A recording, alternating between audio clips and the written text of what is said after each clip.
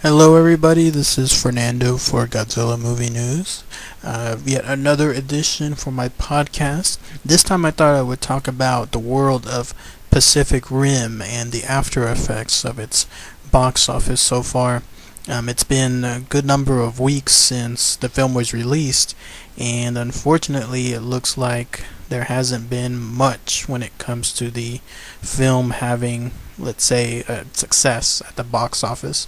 That's not to say that it's still going to enjoy some success on an international level, but definitely here on the domestic level, it's only enjoyed, as of today's date, around $75 million, and going down even more so.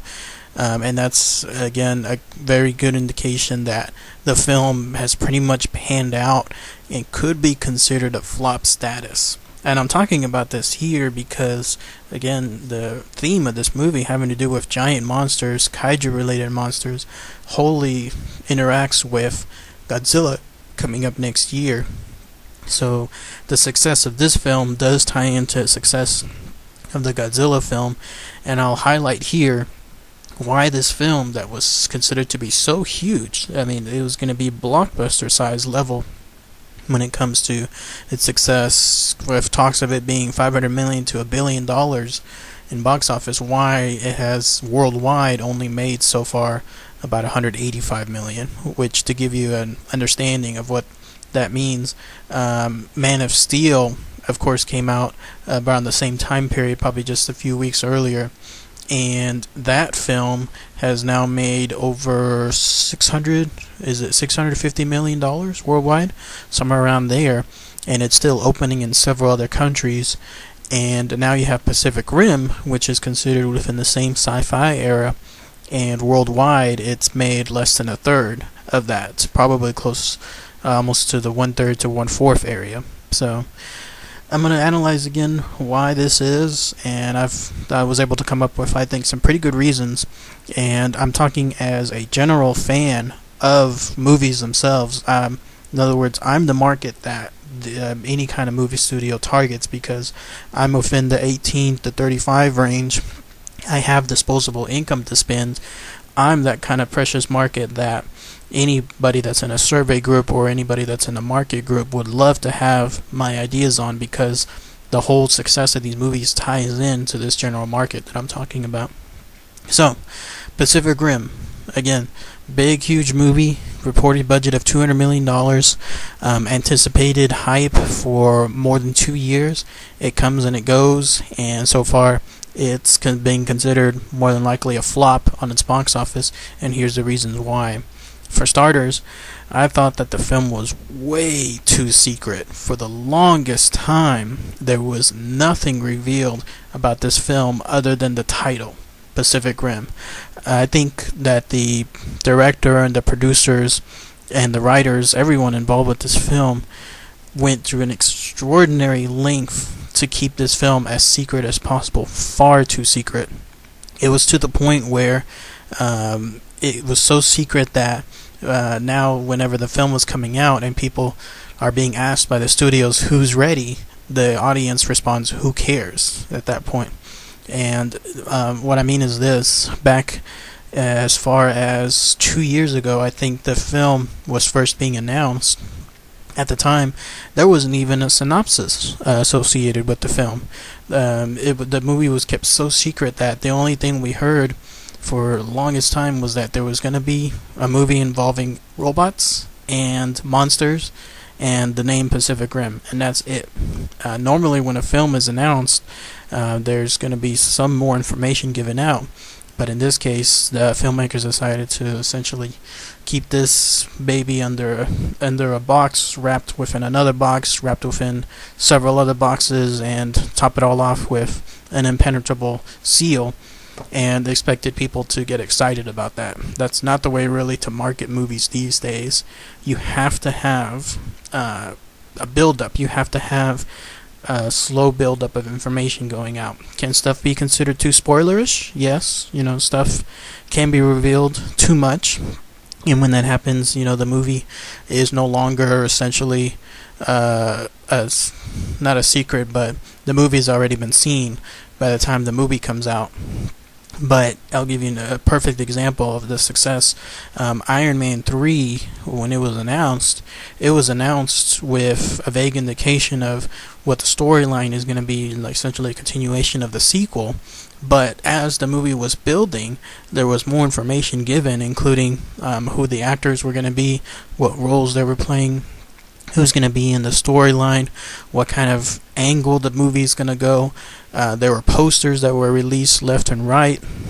There were featurettes that were released as well. There were interviews that were given by all the cast members. There were on-set visits by publications from multiple websites, and every single one of these was chronicled throughout all of the sci-fi geeky type websites that are out there.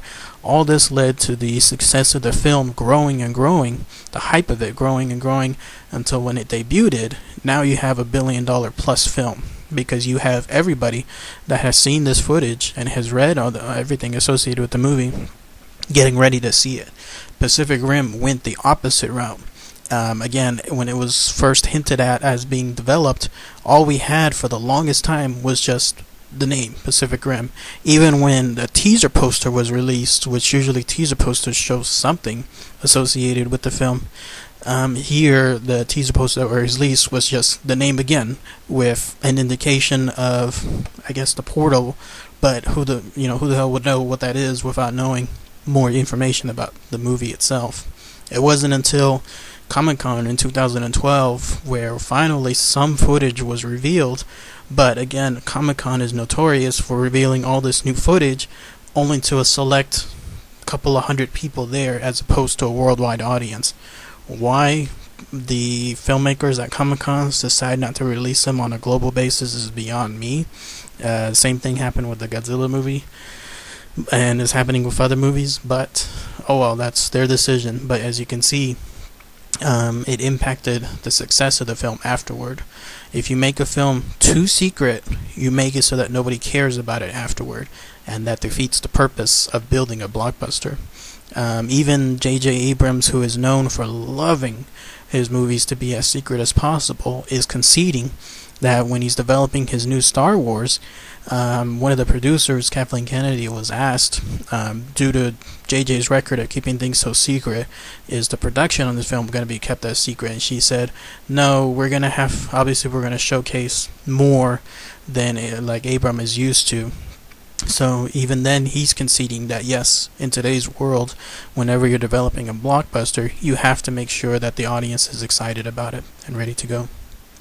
Now, the second reason that I feel that this film flopped, essentially, is because you have a sci-fi genre that a lot of people love. I mean, who wouldn't love, essentially, a film where there's giant robots, giant monsters, but only a few select sci-fi fans love that stuff. It was considered, and this is my term using it, but it's considered too geeky for general fans. The reason why other sci-fi movies, like any of the comic book films out there, or any of the Star Wars film, or any of the Star Trek films, are more of a success, is because even though they're in the world of sci-fi, they're still accepted by the general fan, the general audience. The regular Joe and Jan Smith that lives in the middle of USA, they'll go see a movie like Batman, any of the Batman movies, or they'll go see any of the Spider-Man movies, because to them it's not too niche, it's not too geeky for them to think, oh, I'm not going to understand what's going on in this film. No, they'll be ready to see something like the Avengers, because hey, they know who the Avengers are. They know the characters are. Even if they don't read comic books themselves, it's not out of their range. This film, however, when it's dealing with kaiju and it's dealing with all new original monsters and all new original heroes, it's way too geeky. It's way too, I keep using that word, but it's the only word I can think of that fits into this. Your average fan, it would be a movie where, and there's no other way to put it without it sounding insulting, but it would be a movie that they wouldn't really want to announce to everyone else that they're going to go see.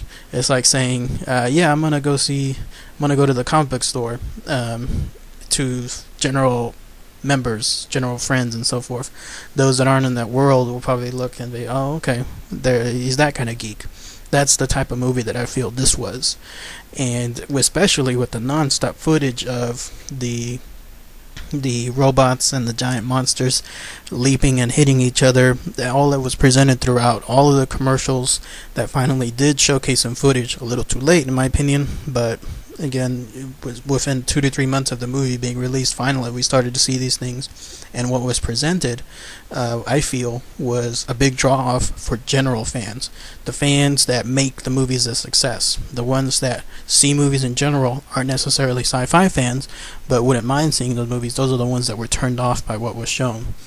And that leads to my third reason that I think that this film is being considered a flop and didn't make too much money. And that's because it was considered too geeky, it cut off half of the audience, which is very important. In this case, the audience being women. Here you had a movie that was huge on the machismo. I mean, there was guys in suits, giant monsters, destruction left and right. You might as well have just put up a banner that said that this movie is for men only. No women allowed, because any woman, especially those that are just from the general fans, the ones that go see just regular movies anytime, they would wholly not want to see something like this. And unfortunately, the movie had the chance. It had a strong female character in the film, but it was not portrayed that way within all the teasers, all the advertisements. Sure, a lot of all the sci-fi girls, all the sci-fi women, I would love to see a movie like this, but again, it's too niche. If you're trying to make this movie a success, you have to appeal to the general fans, especially the women. I'll give you an example. Women that go see something like the Devil Wears Prada or any of the Sex and the City movies, generally they wouldn't go see a comic book movie, but if it had, let's say, Wolverine, or if it had Batman in there, sure, they would love to see it, because they know that when they go see a movie like that, they'll also be able to see almost, even if it's minute, but it's still there, a romantic side to the heroes. Here, the movie did not present anything like that within any of the previews. It was just a bunch of slugfests going left and right, and where is that appeal for the women? You have to have that appeal in order for a film to be a success. That's why I think that the Godzilla 2014 film, when finally the trailers and the teasers are going to be released, there's going to be a huge focus on the Elizabeth Olsen character and her relationship with the main guy, Aaron Taylor Johnson, because the film is going to cater towards a more personal aspect, especially showcasing the relationships. I mean, look at any of the trailers and the teasers for Man of Steel. Much of the footage that was shown with any commercial, within any of the trailers, focuses on the Lois Lane aspect, and that was incredibly smart, because you want to make certain that women want to go see a movie like that. They like seeing, of course, hunked out guys, but when you but if you just have mindless action left and right, it'll turn them off completely. And in this case, that's why I feel Pacific Rim, or what Pacific Rim did, was do that for the general audience, especially women. So, and if you look at past history, the biggest blockbusters out there, Avatar and Titanic, the reason for them being such a huge success is because so much of their audience was women. Women go in droves. They go with friends. They go with girlfriends. They go with family members all together, and they go on a repeated basis. And that's why those movies are a success, and that's why the big movies this year, including stuff like Man of Steel and Iron Man 3, appealed to women, and Pacific Rim did not. So anyways, let me know what y'all think. Be sure to place your comments below. If y'all have seen the movie, what you liked, what you didn't like, why you feel the movie worked, why you feel it didn't work, and how it relates to Godzilla, and is the movie considered a flop? I do think so, and box office is proving it, but if you feel otherwise, place it on below. Thank you as much, everybody. Take care. Bye.